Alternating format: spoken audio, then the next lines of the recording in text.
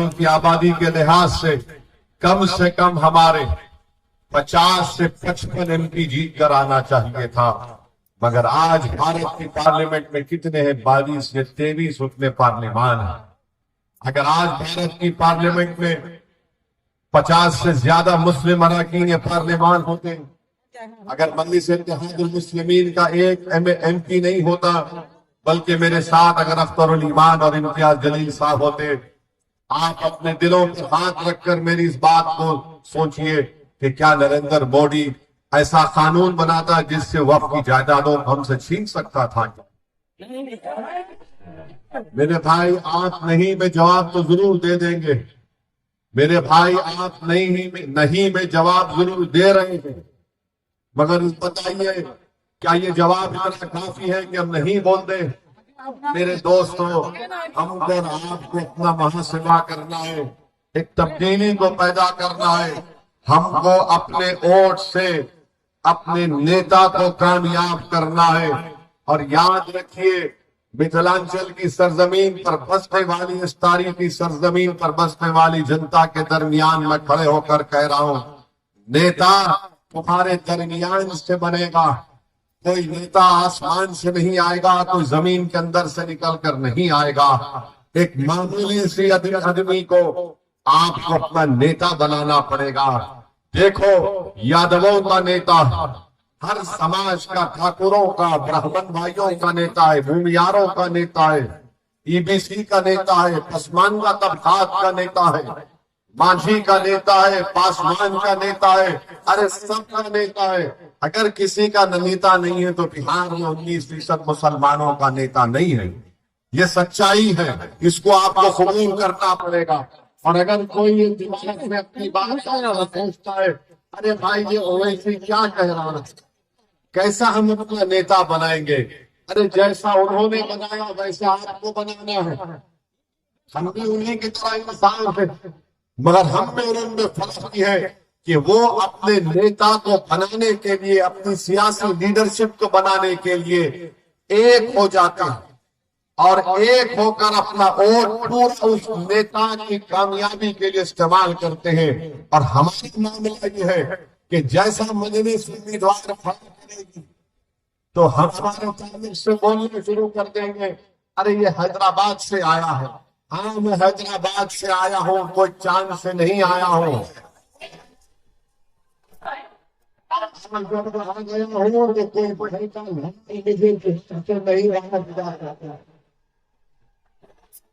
और जहां पर पहुंचते हैं वहां पर अपने जवान के परचम को लहराकर जाएंगे इंशाअल्लाह। और अफसोस की बात है कि इल्जाम लगाने वाले हमारे ही भाई हैं। एक साहब है राजा के, अल्पसंख्यक समाज के कोई नेता उनको बना दिया था। वो बार बार इतनी मोहब्बत मुझसे करके, नहीं मालूम घर में किसी और से शायद उनको मोहब्बत नहीं मिल रही, हमसे मोहब्बत कर रहे हैं। और बोलते हैं वो हैदराबाद से आए हैं।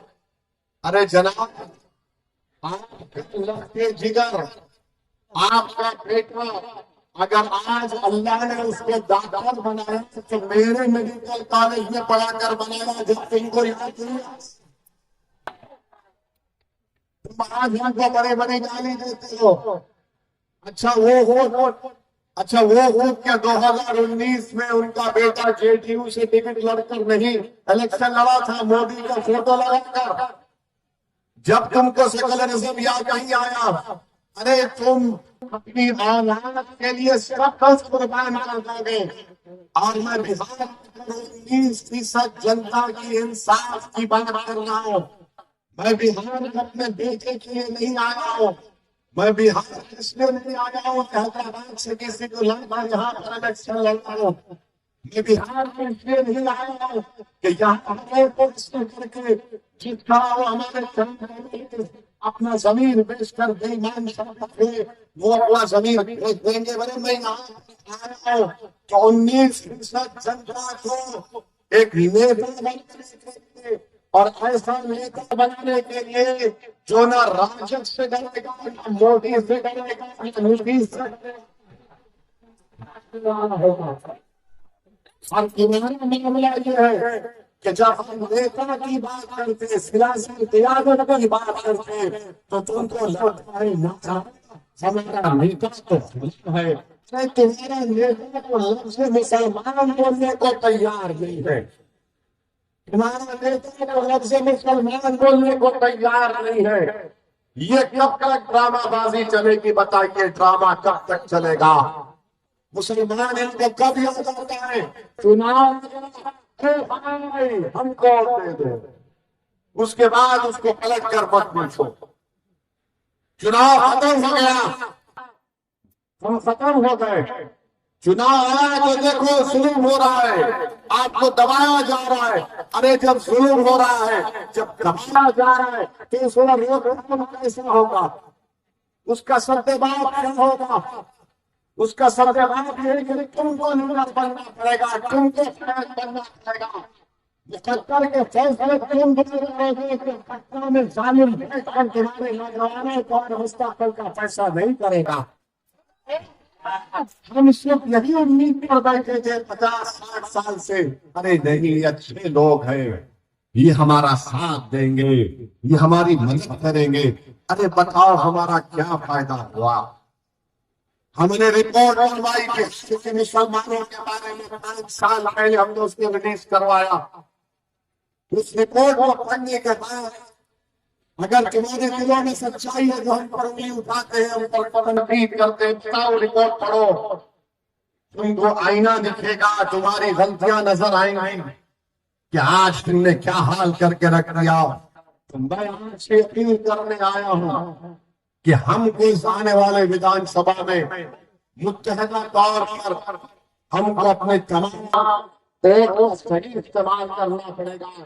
और मैंने अभी अख्तर अली खान साहब से बात की और उन्होंने ये बताया कि इंशाअल्लाह ताला यहाँ पर इंशाअल्लाह ताला मुख्तलिफ विधानसभा में, जाले में, बिस्फी में, क्योंकि और दरभंगा में मजलिस का उम्मीदवार खड़ा किया जाएगा इंशाअल्लाह। अब आप देखेंगे कि हमारे ऐलान के बाद इन तमाम लोगों में पेट में दर्द शुरू हो जाएगा। देखो हमारा बेटा खड़ा है, हमारा भाई खड़ा है, मैं किसी का बेटा नहीं हूं, मैं किसी का भाई नहीं हूं। क्या ये जनता जो यहाँ खड़ी भी है, मेरा उनका खून का रिश्ता नहीं है, मगर जो बेटे और अपने भाई की बात कर रहे हैं, अरे मेरा इस जनता से रिश्ता बहुत खून के रिश्ते से बड़ा है। वो रिश्ते को अल्लाह ने अपने कलमे की दुनिया से जोड़ रहे हैं। ऐसा करे, तुम 2019-20 में मोदी का फोटो लगाकर भीख मांग रहे थे वोट के लिए, और आज तुम सिर्फ बात करते हो। कभी अपने गिरबान में झांक कर देखो। मैं आपको बताने आया हूँ अख्तर अली खान साहब ने, अख्तर अली को छोड़ दिया सर, छोड़ दीजिए, हमारा दीवाना है, छोड़ दीजिए, कुछ नहीं होगा। मैं आपको आराम से सर, मैं आपको बताने आया हूँ कि हमने बिहार के जिम्मेदार लोगों ने पंचायत से कहा कि आप इनसे बातचीत क्यों नहीं करते, आप इनसे समझौता क्यों नहीं कर लेते। डॉक्टर अली खान साहब ने कहा, मुझसे पूछा क्या करना चाहिए, मैंने कहा वो कौम के जिम्मेदार लोग हैं, जब वो आपके पास आए तो उन्हीं को बोलिए कागज पर लिख दो और आप साइन करके भिजा दीजिए लालू जी को। डॉक्टर अली खान साहब ने एक खत लिख दिया लालू जी को और कहा कि हमसे मिलिए, हम आपके साथ मिलकर लड़ेंगे, बीजेपी को बिहार में सरकार बनाने से रोकेंगे, बीजेपी को मुख्यमंत्री बनाने से रोकेंगे, मोदी अमित शाह को रोकेंगे। फिर उसके बाद उनके बेटे ने कहा कि पिताजी को लेकर आया हो तो मुझे कार्रवाई उनको भी लेकर उनको भी लिख दिया, बल्कि ढोल बजा के साथ जाकर घर पे दिया तेजस्वी को, ताकि तुम सुन लो अपने कान से कि हम लिखत दे रहे हैं। अख्तर भाई ने क्या लिखा कि हमको 6 सीट दो, आप जानते हमारे पास विधायक को आपने कामयाब किया था अल्लाह के फजल करम से। हमने कहा 6 सीट दे दो, लिख कर दिया नूरुल ईमान ने कि हम अगर आप मुख्यमंत्री बनते तो हमको मंत्री नहीं चाहिए, हमको सिर्फ एक ही काम चाहिए कि फिर का खात्मा करो, RSS करो को बिहार में और मुसलमानों से इंसाफ करो। अब आप खुद फैसला कर लीजिए, इसमें मेरा क्या फायदा है, नूरुल ईमान साहब का क्या फायदा है, इसमें हसन का क्या फायदा है। हम कह रहे हैं ये हमको चाहिए, उसके बावजूद भी वो हमसे बात करने के लिए तैयार नहीं है। तो बिहार की जनता को मालूम हो गया कि कौन मोदी, अमित शाह, नीतीश कुमार की सरकार दोबारा बनने से रोक रहे हैं और कौन इसको लाना चाहता है। ये फैसला आपको करना है। और सुन लो तेजस्वी, सुन लो राजद के नेता, हम तुमको बता रहे हैं, तुम्हारी नाकामी तुमको नुकसान पहुंचाएगी। तुम्हारा विरोध तुमको कमजोर रखेगा इंसान। तुम ये समझ रहे हो कि तुम सब कुछ कर जाओगे, तुम नहीं कर सकते। तुमको अगर बिहार में बीजेपी को रोकना है और बिहार में दोबारा मोदी और नीतीश कुमार की सरकार अगर रोक रहे हैं तो तुमको करना पड़ेगा। अगर तुम नहीं तो हमको कोई फर्क नहीं पड़ता, हमको सिर्फ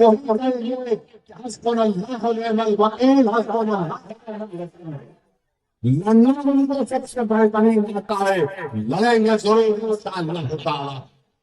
और हम किसी माई का लाल से डरने वाले नहीं है, मगर आप तक ये बात पहुंचाना था, मैं के पैगाम देना था कि आज देख लीजिए कि कल ये लोग बोलते थे और ऐसी बड़ा गुरूर करता है, वो किसी से बात करना नहीं चाहता।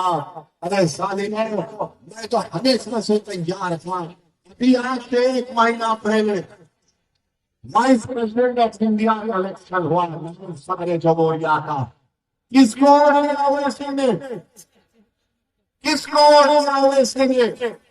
सुप्रीम कोर्ट के रिटायर्ड जस्टिस सुदर्शन रेड्डी साहब जो इंडिया अलायंस के उम्मीदवार थे, हमसे बात की और कहा कि ओवैसी साहब आपका सपोर्ट चाहिए। हमने कहा सुदर्शन रेड्डी साहब, आप सुप्रीम कोर्ट के जज रह चुके हैं, हम बराबर साथ देंगे।